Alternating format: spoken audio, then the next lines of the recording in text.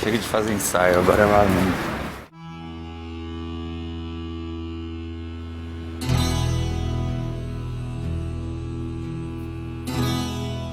Então, agora a gente está no topo do Ministério dos Esportes, Esplanadas dos Ministérios, Brasília. Muita ansiedade, estou me preparando para fazer a estreia da Carta do Anjo Louco.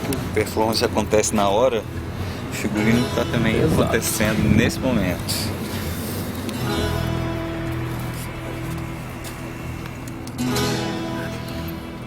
As pessoas vão começar acreditando que é um cara que subiu em cima do prédio para se matar. E aí quando ele se joga, magicamente, claro, através de cordas, aqui ele desce andando pela parede. Aparecem as borboletas, que seriam essas folhas brancas.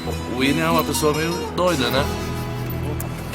Depois que ele rasga essa roupa, revela o Coringa, que é o cara que pode ser qualquer coisa, e pode fazer qualquer coisa.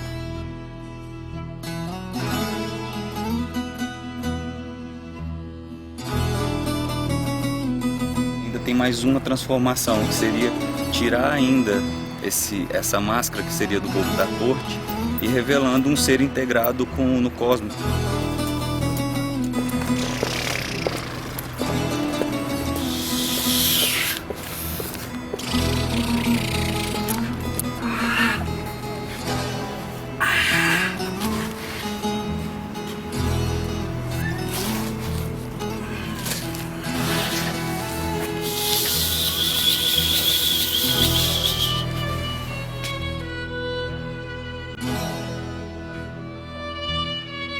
Tudo pronto, daqui a pouco a gente já desce.